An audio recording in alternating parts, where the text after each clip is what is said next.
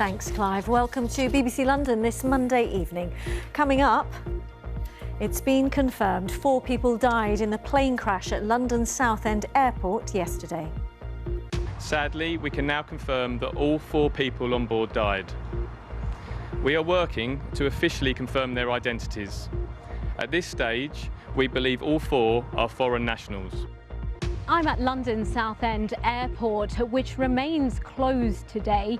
I'll have the latest developments, including advice for passengers who are due to travel. Also ahead tonight. Demolished following a fire. The residents who lived in the tower block still out of pocket a year on from the blaze. Collectively, residents and leaseholders, we're looking at millions and millions of pounds that we will face in costs for a fire that was not our fault.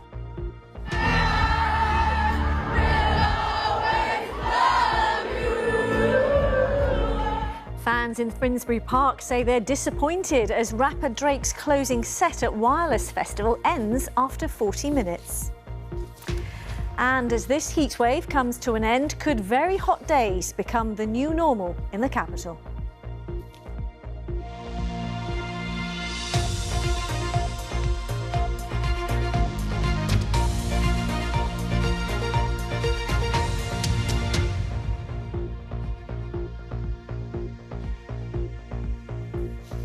Hello and good evening to you. We start tonight with more on the plane crash at London Southend Airport yesterday. As we've been hearing, we now know that 4 people died on board, and the Prime Minister today has said that his thoughts are with the families and loved ones.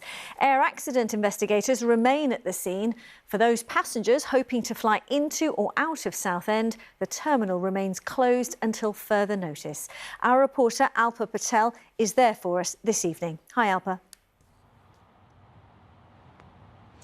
Well, everything here is very, very quiet. The airspace above this airport is empty as flights are diverted away from Southend London Airport to other London airports, and the control tower empty too, as an air exclusion zone has been put into place as an investigation is underway. Now, we learned this afternoon that 4 people sadly died in that crash yesterday afternoon after this plane took off shortly after 4 p.m. yesterday, just after takeoff and within the airport perimeter.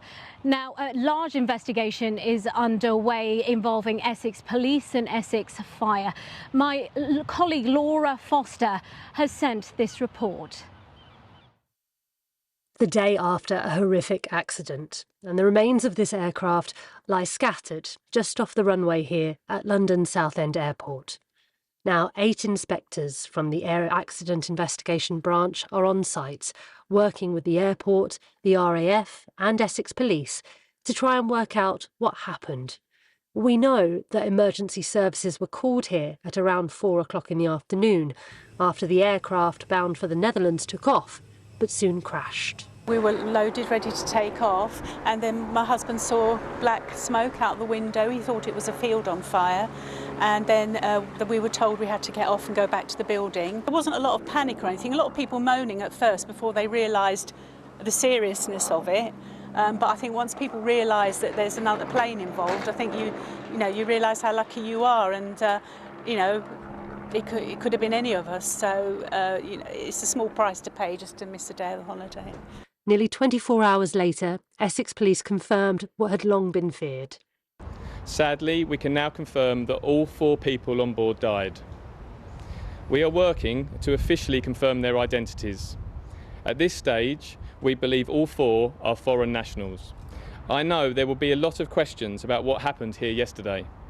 We are doing all we can to establish the facts and get those answers. Investigators say they're now focusing on working out what caused this tragedy. On site, we currently have expertise in engineering, aircraft operations, human factors, and recorded data. If there are safety lessons that can be learned, we will make recommendations that aim to prevent a similar accident occurring. The airport will remain closed until further notice, and an exclusion zone has been put in place. The communities are very strong, they are very knitted together in terms of the local communities, and people are supporting each other. Yesterday we saw golfers at the Rochford 100 running towards the scene to see if they could be of assistance, and that shows the type of people we have living in our district. Today, passengers were told their flights had been moved to Gatwick and Luton airports, with some taking up the option of a free taxi from Southend to get to the correct airport. Bit of a ghost town really, there's no one really in there. I think people just waiting around. I don't know if anyone's really sure what's going on. Well, it was a bit disappointing. Obviously, we feel sorry for the people involved in the accident, but we're only going till Thursday, so it's cut a lot of our holiday off. But some still arrived today unaware of what had happened. Just done the check-in. It says gates closed as 15:10. I think that Oh, London Gatwick! Yeah, but they didn't tell you it changed. No. It's not yet known how long the investigative work will take. In the meantime, passengers expecting to travel from here are being told to check with their airline about their individual holiday plans. Laura Foster, BBC London, at Southend Airport. Well, in the last half an hour, we have learned more about the victims of yesterday's plane crash. The BBC understands that one of the passengers on board the plane which crashed yesterday was 31-year-old nurse Maria Fernanda Royes Ortiz. Maria was born in Chile but was a German citizen. It's understood that yesterday was her first day on the job. Her friends have told the BBC that she was the kindest soul and that she didn't have a single bad bone in her body. They also said that she was humble and chose a profession that reflected her. We also found out today that two of the other people on board, the pilot and the co-pilot, were Dutch citizens. So a very, very sad day for Southend Airport. We have continued to see a handful of passengers arrive here not knowing that the airport is closed, and the advice for passengers is to check with their airlines before travelling here that the airport is closed whilst this large investigation happens to find out what happened in this tragic airline crash which happened yesterday afternoon. OK, with the latest there from Southend, Alpa, thank you. That's our top story today, but plenty more to come tonight on the programme, including... I'm Robert Elms and I'm here in one of my favourite parts of London. And coming up, you can hear more about this fabulous city that we all live in.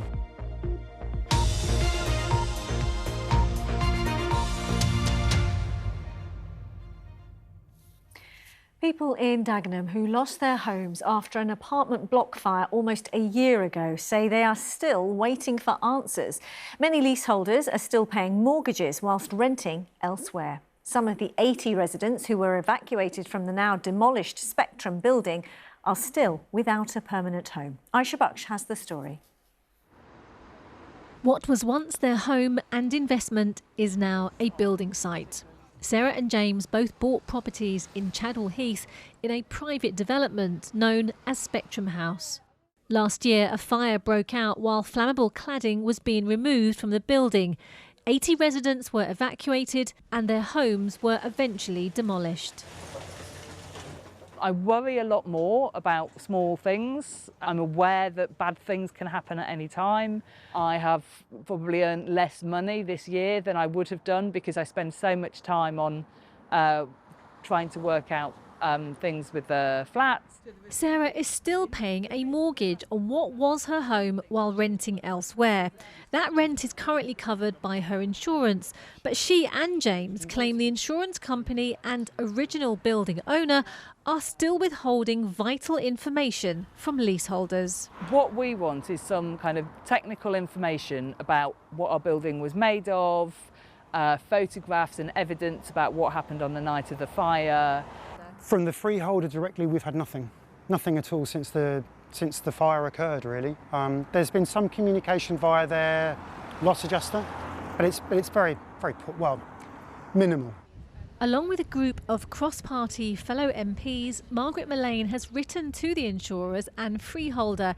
And long-term, she says she also wants to see better protection for residents. I will be contacting the Fire Minister and asking that going forward we put into legislation that if anything happens like this, that information that's needed afterwards is not so difficult and protracted and it's readily available.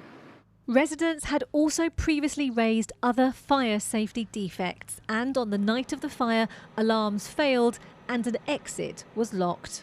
A London Fire Brigade investigation said most of the cladding had been taken off and the wooden scaffolding planks possibly accelerated the fire. BBC London contacted the building owner and insurance company Aviva, who said they have actively engaged with the freeholder and representatives to ensure information is shared appropriately. They also said they sent findings from their forensic investigators to MPs and leaseholders. Well, since Grenfell, there's been more pressure put on developers and social landlords to remove dangerous cladding and legislation introduced to protect leaseholders from remediation costs. But campaigners say there are still thousands of people, both leaseholders and tenants, living in unsafe homes. Aisha Baksh, BBC London. A brief roundup now of some of the day's other stories. Figures seen by the BBC show the number of prosecutions for fare evasion on London Underground has risen to its highest level for 6 years. Over the last year, almost 3,700 people have been prosecuted, and Transport for London has issued more than 13,000 penalties. Chelsea have won the Club World Cup with a dominant display over Champions League winners Paris Saint-Germain. Following the 3-0 win, US President Trump presented the team with the trophy and left players bemused when he stayed with them for celebrations. And a hosepipe ban affecting some postcode areas in Berkshire has been announced by Thames Water. It'll start on Tuesday the 22nd of July, covering postcodes RG4, RG8 and RG9. It means a ban on using a hosepipe for activities such as watering the garden, washing the car or filling a paddling pool. And staying with the impact of the hot weather now, the extreme heat over the weekend is being described by the Met Office as the new normal for weather in the UK. A report from the National Weather Service says the climate is notably different to how it was just decades ago. Well, for many, the sunny, warm weather is welcome. But as the temperatures have risen, so have the risks linked to the heat. We will, of course, bring you a full weather forecast for you later in the programme. But first, to Anna O'Neill in Surrey. Welcome to the Shack, or the beautiful Surrey Hills Adventure Company, where people here are soaking up the last of that latest early summer heat wave. Now, we're hearing in a report today that our summers in the UK are going to get hotter. And of course, with that, people tend to try to find bodies of water where they can have a swim and cool down. So a lot of people might come to a managed place like this, but some people, of course, don't, and they swim in open rivers or reservoirs where it's not quite so safe. Well, with me is Scott Innes, also known as Skip. Hello, Skip. Hello. How are you? I'm all right. How are you? I'm very well, thank you. Gorgeous place you've got here. Thank you. Tell me a little bit about what goes on at the Shack. Okay, well, the history of the place is that this is an old sand quarry that was quarried for about 100 years. And about 10 years ago, I got into conversations with the landowner, and he was looking at a way of setting up, using it in a different way. And that's my background. So we decided to push forward and set up the Surrey Hills Adventure Company with a water element and create an open water swimming environment and paddling environment for people that can come, that's well managed and looked after. Well, you've got loads of paddle boarders here, I notice, and expecting quite a few swimmers later on. Yeah. That's all managed, of course. What advice would you give people that are looking to kind of cool off when it's really hot like this? Well, there's a lot of advice we can give, but if you're in a wild environment, you've got to consider the environment you're in. So, for example, you spoke about rivers earlier. Rivers have a flow, so it's really important that you think about where you might be able to get in safely and also get out safely, where that river's going to take you. Or big, deep bodies of water like the big lake we've got here, where people maybe don't understand that when you put your hand in the top of a big body of water, it feels lovely and warm, but that's a thermo layer. And as soon as you plummet through that thermo layer, the temperature plummets as well, and the deeper the lake, the colder it is. And that's where cold water shock jumps in. So they jump in, go through the thermal layer, boom, into cold water shock, and that's what's really dangerous. Well, the weather's about to change. Will people still be coming here later in the week? They don't mind about Absolutely not. No. We've got a very committed community here, so we swim all through the winter, again under some very stringent kind of safety procedures that we're not mad about, but we do kind of enforce them as best we can gently to keep people as safe as they can be and give them the knowledge of how to approach colder water and different environments to keep themselves safe. Well, if you're not quite as hardy as this lot, then enjoy the rest of the summer while you can, because, as I say, the weather will be changing later in the week. And that's also because in this report that talks about the UK getting hotter, it also told us that it's going to be getting wetter too. And windier. Definitely. Scott adding his weather forecast there to Anna O'Neill in Surrey. Well, I tell you where else it was warm, and that is in Finsbury Park, where the music festival Wireless took place over the weekend.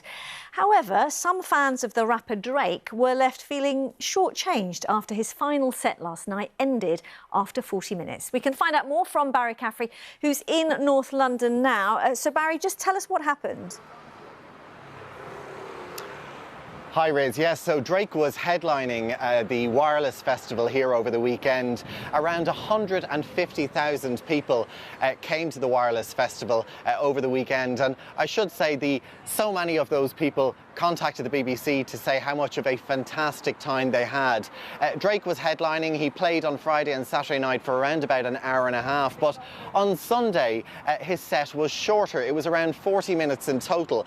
And he told the crowd that his microphone would be cut at 9:30 p.m. And that was because of a strict curfew that was in place for the licensing conditions. Now, you might be able to make out the stage behind me. It's just being de-rigged here at the moment. But some of the festival goers did express their frustration to some BBC reporters on their way out leaving the festival, questioning why Drake performed for a shorter period of time. Now, as ever, when it comes to festivals in parks across London, some people question whether they should be allowed to take place, and others question around the numbers that should be allowed to attend. As I said, it was 150,000 people at Wireless, 50,000 per day, and I've been spending the afternoon here speaking to some locals in the park just to find out their views.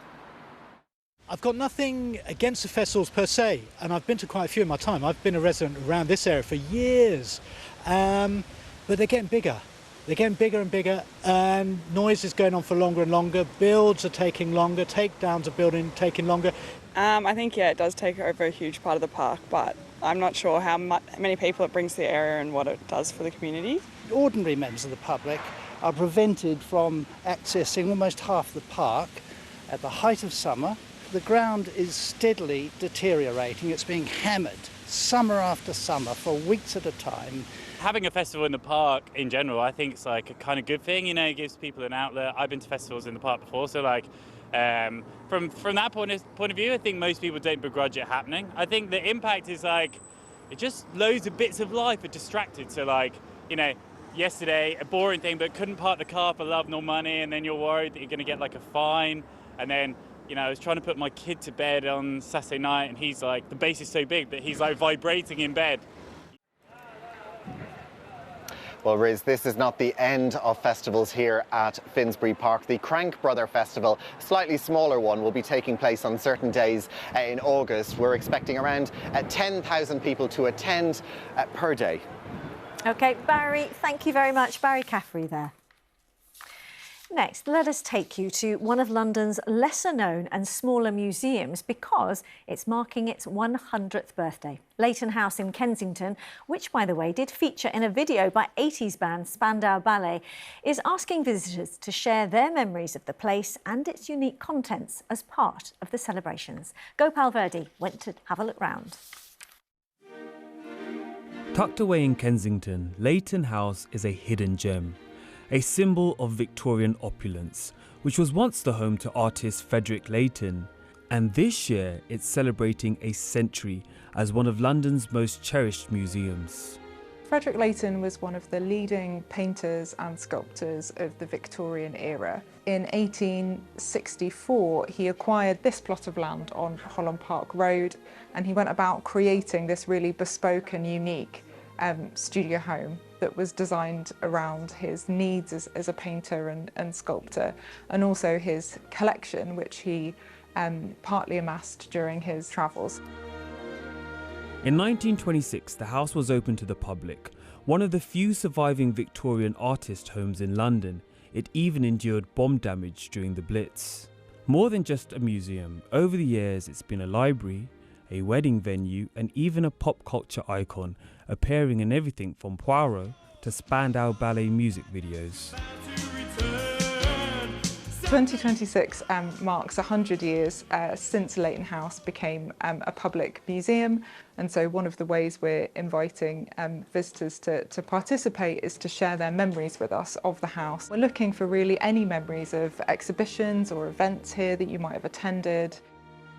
The most powerful contributors will help form a new exhibition, a centenary archive. Coming from where I do in New Zealand, we've got a very limited history, and I just think it's incredible, and to know what's come before and the artwork that's happened is so important. It's a beautiful home, the artwork is beautiful, the history is fascinating. Our history and culture is massively important to us, and it's just great for people to be able to walk into a place like this and just learn about the past. I think Leighton's legacy is really the house. The 19th century was a really interesting time for artist studio houses, but very few of them have survived. So Leighton House is really unusual because it provides this kind of glimpse into this 19th century artist's world. 100 years on, Leighton House isn't just preserving the past, it's inviting Londoners to help write its next chapter. Gopal Verdi, BBC London. Congratulations, what a milestone. Talking of which, for more than 30 years now, BBC Radio London presenter Robert Elms every week asks a notable Londoner about the highs and lows of living in our capital city. They answer the same 15 questions, everything from their favourite haunts to pet hates, to then become a listed Londoner. It's available on BBC Sounds and now includes some of the classics from previous years. So I went to have a chat with Robert on the Barbican estate where he lives, which is also a great vantage point. Wow, that is quite a view. It certainly is. I mean, it's one of the questions on Listed Londoner, of course, best view in London. And whenever I ask it, I feel ever so slightly smug. I wake up in the morning and I look out and there's St Paul's saying hello to me. I mean, that's a privilege, right? It is really a privilege, and that's exactly what I feel to have this view. I mean, you know, I love this city, I'm of it, I'm from it. And to be able to have it kind of arrayed in front of me every day is fantastic. It's the reason that I wanted to be here. It's hard to believe that we're right in the centre here. Yeah, we're in the city of London. This city is full of surprises. You wouldn't know this is here. You can never know it all. I think that's one of the things about it. Even after 31 years. Even after 31 years of my show, I learn stuff every week. I mean, but no surprises when it comes to what Robert asks his listed Londoner, as those questions, including favourite and most hated building, haven't changed. Do you know how many people have faced the famous 15 questions over the years? I think it's about 1,500. Because if there's been one a week for 30 odd years, do the sums. Yeah. So over 1,500, I think. And they've never come up with the same answers. Really? I mean, certain places crop up every now and again. The view from Waterloo Bridge is a pretty famous one. People love that. People love Soho still. Hampstead Heath is very popular. But everybody has their own individual choices. You must have seen a fascinating evolution of the city through the lens of Listed Londoner over the years. Absolutely, and this place features in that because originally this was a place that people picked as their most hated building. Because of brutalism. Because of brutalism, and the same with the South Bank, for example, which wasn't popular 30 years ago. Now people love the South Bank, they love brutalism. But that's the thing about this city, it can be so many different places for so many different people, and you can be whoever you want here. I remember you saying, if you burrow into it, it burrows into you. Yeah, I think this city is the case of the more you put into it, the more you get back. The more you explore, the more you walk around, the more interested you are in London, the more interesting it becomes. Chatting to Robert is like opening a treasure trove of London. Perhaps that's why he's so keen to recognise people who've made a positive contribution to the city we share. And the name came from the idea that it's a list of questions. So if you do them, you're a listed Londoner. But it also means that you're like a listed building. No one can knock you down without our permission.